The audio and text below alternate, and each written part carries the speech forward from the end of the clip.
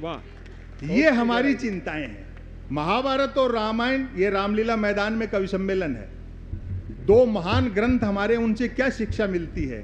राम कथा से तो ये शिक्षा मिलती है कि सोने का हिरण नहीं होता, और महाभारत से ये सीखना चाहिए कि बहुमत की ताकत का दुरुपयोग करो तो क्या नतीजे निकलते हैं। वाह वाह। ऐसे दौर में जब सोशल मीडिया और ये सब है, मैं एक रचना आपको सुना देता हूं। कलक साहिबा का भी मैंने समय लिया थोड़ा सा, देखिए साहब। स्वागत भाई साहब। सोशल मीडिया ने भौगोलिक दूरियां कम कर दी, आदमी से आदमी को दूर कर दिया, और अब तो आदमी खुद से कटता जा रहा है। मैं बधाई देना चाहता हूं कि नया जिला बनने पर सुरेश मोदी जी, आपने और नगर परिषद ने सबसे पहला कार्यक्रम कवि सम्मेलन का रखा। घरों से निकलिए, आप एक दूसरे से मिलिए। ये जो मोबाइल है, इसमें जितना जरूरी हो उतना ही उपयोग करना चाहिए। ये आपका समय बहुत खाता है, सोचना, विचारना, आपकी एकाग्रता, पढ़ना, लिखना। तब मैं एक कविता सुनाता हूँ, वो रचना सुनाता हूँ आपको। स्वागत भाई साहब। मैं अपना स्थान लूंगा, कवि सम्मेलन आगे चलेगा। स्वागत। ये सोशल मीडिया देखो क्या जोरदार चीज है। यदि किसी ने कुछ एक अक्षरों तक की नेकी कर डाली हो तो उसको फेंकने के लिए ट्विटर से बेहतर दरिया नहीं है। जो कुछ नहीं कर सकता है वह भी ट्वीट कर सकता है, और एक बार जो ट्वीट करने लगता है फिर वो कुछ नहीं कर सकता है। मैं तो सोशल मीडिया का लोहा उस दिन मान गया जब एक सज्जन ने यूट्यूब पर मेरे कवि सम्मेलन की एक ही क्लिप को साल में 100वीं बार सुना और नीचे गाली लिखी, लानत है संप सरल को, नालायक ने साल भर से रचना तो छोड़ो कपड़े तक नहीं बदले। वो कितना समय आपका खाता है। तब देखिए एक रचना, पुराना समय याद करो। यहीं मंडी में घूमते थे, कितनी मस्ती थी, किसी को बिना फोन किए चले जाओ, घंटों बैठे रहो, चाय पान खान पीन सब चलता था। अब आज वो चीजें नहीं हैं। तब मैंने सुनाया पुराने समय के जो विरोधाभास हैं उनमें से व्यंग निकाला। वे भी क्या दिन थे, पहली पंक्ति से पकड़ना। स्वागत। वे भी क्या दिन थे जब घड़ी एक आध के पास होती थी और समय सबके पास था। और अगली पंक्ति पर आपकी तालियां उठेंगी। आज की तरह नहीं था कि फेसबुक पर 5000 दोस्त हैं और परिवार में बोलचाल बंद है। वाह वाह वाह वाह भाई साहब, वाह। आप लोग 2 पैसे देते हो, हम कवियों के शायरों के घर चलते हैं, हमारे बच्चे अच्छी शिक्षा प्राप्त कर रहे हैं, हम सुविधापूर्ण जीवन जीते हैं। लेकिन इसका मतलब ये नहीं कि कवि सम्मेलन मुशायरा हम लोगों के लिए धंधा है। हम लोगों के लिए कोशिश रहती है, ये मिशन है। Mobile, internet, media, social media में उलझी पीढ़ी शब्दों से मोहब्बत करे, किताबों की तरफ लौटे, बुजुर्गों का सानिध्य हासिल करे। एक निवेदन कर दूं, दुनिया की कितनी भी एडवांस टेक्नोलॉजी हो, उजाला बनाया जा सकता है, धूप नहीं बनाई जा सकती। पहले सुविधाएं कम थी, सुख बहुत था, जीवन में संघर्ष और चुनौतियां थी तो भी रोमांच था। तो पुराने समय के जो विरोधाभास हैं वहीं से मैंने एक रचना निकाली, सुनिए। स्वागत भाई साहब। हालांकि ऐसा नहीं कि सब कुछ ही खराब हो गया हो, लेकिन हमने कीमत ज्यादा दे दी उस बदलाव के लिए। आज ही हरीश हिंदुस्तानी कह रहे थे, बोले भाई साहब देखो कितना खराब जमाना आ गया।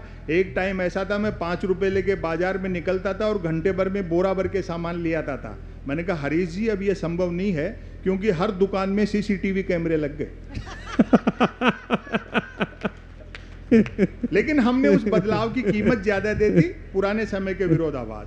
तब मोबाइल तो क्या, लैंडलाइन फोन तक नहीं होता था, अतः झूठ सिर्फ आमने सामने मिलने पर ही बोला जाता था। हाँ, एक एक पंक्ति कमाल भाई। खान पान शुद्ध था और यादाश्त अच्छी थी, हर व्यक्ति को 7-7 पीढ़ियां याद रहती थी, अपनी भी और गाली गलौच होने पर दूसरों की भी।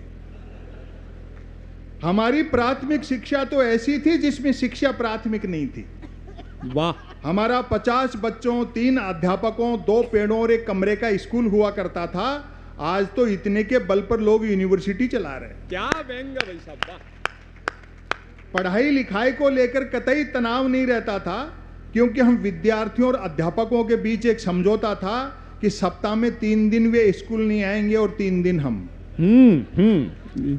बोलचाल में राजस्थानी का इस्तेमाल होता था, मातृभाषा, हरीश हिंदुस्तानी बोल रहे हैं। बोलचाल में राजस्थानी का इस्तेमाल होता था। हिंदी सिर्फ शहरों तक सीमित थी, और अब आपकी तालियों से मोहब्बत मिलनी चाहिए। हिंदी सिर्फ शहरों तक सीमित थी और अंग्रेजी तो पीने के बाद ही बोली जाती थी।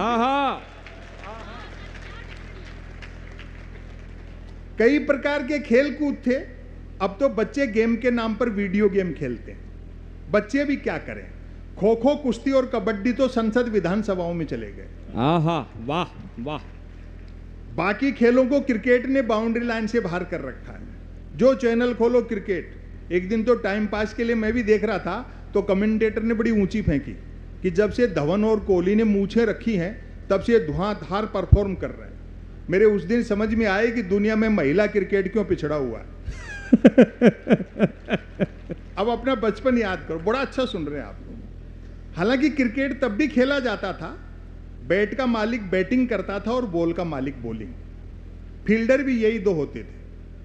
बैट टच न होने पर फेंकी हुई गेंद फेंकने वाले को लानी पड़ती थी। एक ओवर कुल कितनी गेंदों का होगा यह गेंद का मालिक तय करता था। बल्लेबाज पहले गेंद पीटता था, फिर मूड के अनुसार भागकर या चलकर रन बनाता था, तत्पश्चात गेंद लाता था। अब आपकी तालियां उठेंगी, ऐसा भी होता रहता था कि बल्लेबाज की दिन भर गेंद लाने की इच्छा नहीं रहती थी और वह दिन भर रन ही बनाता रहता। आहा आहा। हम आवारा पूंजीवाद के दौर में जी रहे हैं। कहां से पैसा आ रहा है, कहां जा रहा है। 1 रुपए की जमीन 100 रुपए की हो गई, 5 रुपए की चीज 50 रुपए की हो गई, कोई हिसाब किताब नहीं। तब देखें आप, लोग पुराना समय, पुराने लोग बैठे हैं। लोग भूखे उठते तो थे किंतु भूखे सोते नहीं थे। महंगाई बिल्कुल नहीं थी।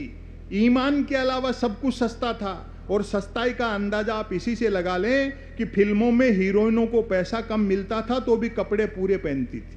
क्या क्या व्यंग भाई साहब, वाह। उन दिनों रामलीलाएं मनोरंजन का प्रमुख साधन हुआ करती थी। इसी मैदान में आपने रामलीलाएं देखी होंगी। आज धर्म के नाम पर कितना तनाव फैलाया जाता है। रामलीला में एक नकलची भी होता था, नाच गाने भी होते थे। तुलसीदास ने, वाल्मीकि ने तो कहीं नहीं लिखे कि उसमें नकलची भी है या नाच गाने भी हैं। लेकिन समाज उदार था। हमने उदारता खो दी, एक दूसरे को सहना बंद कर दिया। तब देखें, उन दिनों रामलीलाएं मनोरंजन का प्रमुख साधन हुआ करती थी, जिनमें महिला पात्रों का रोल भी पुरुष ही किया करते थे। रामलीला वालों का गले मिलने और गले पड़ने का समय अलग अलग होता था। रामलीला मंडली गांव की धर्मशाला में ठहरती थी। हम बच्चे दिन में धर्मशाला में जाकर देखते थे कि गतरात ही एक दूसरे के जानी दुश्मन रहे बाली और सुग्रीव साथ साथ ताश पत्ती खेल रहे।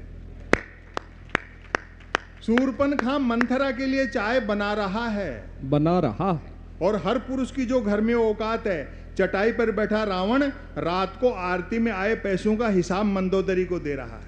आहा, वाह भाई साहब, वाह वाह वाह। इसलिए धर्म के नाम पे तनाव मत पालो। भगवान राम खुद भी जानते हैं कि उनके प्रचार प्रसार में भक्ति कितनी है और इस्तेमाल और राजनीति कितनी है। वरना सबसे ज्यादा तो राम जी की कृपा आडवाणी जी पे होनी चाहिए थी। क्या व्यंग भाई साहब, वाह। उस भले बुजुर्ग आदमी को ये थोड़ी पता था कि मोदी जी पांव छूने के बहाने जमीन खींच लेंगे। लोग पैदल चलते थे और पदयात्राएं करते थे, जो कि पद प्राप्त करने के लिए नहीं होती थी। कुछ एक के पास साइकिलें होती थी जो 4 रोटियों में 40 का एवरेज देती थी। वाह। कारें मोटरसाइकिलें तो छोड़ो, बसें तक गिनती की हुआ करती थी। जहाज और हवाई जहाज तो हम किताबों में देखते थे और कॉपियों के बनाते थे। आहा। याद आती हैं वे मीटर गेज की कोयले के इंजन वाली गाड़ियां। तय करना कठिन था कि ट्रेन और यात्रियों में कौन किसको ढो रहा है। यहीं से चढ़ते थे, दिल्ली जाते थे, न आने का टाइम न पहुंचने का टाइम। तय करना कठिन था कि ट्रेन में और यात्रियों में कौन किसको ढो रहा है। उनकी स्पीड का तो यह हाल था कि घंटे आध घंटे का सफर होता था तो भी लोग 3 वक्त का खाना बांध कर चलते थे। ट्रेन में चढ़ने में जितना पसीना आता था, उतरने में उससे अधिक आता था। यात्री काट की सीटों पर काट के उल्लू बने बैठे रहते थे। डिब्बे में डफली वालों का गाना बजाना चलता रहता था। और भारतीय यात्री का मनोविज्ञान पकड़ना, और पकड़ लो तो मुझे बताना। डिब्बे में खड़े डफली वालों का गाना बजाना चलता रहता था। खड़े यात्री भजन पसंद करते थे और जिन्हें सीट मिल जाती थी वे गजल। आहा, क्या मनोभाव है, वाह। लोग फरमाइशें करते रहते थे और डफली वाले गाते रहते थे। डफली वालों को पैसा देने का वक्त आता था तब फरमाइशें करने वाले खुद गाने लगते थे।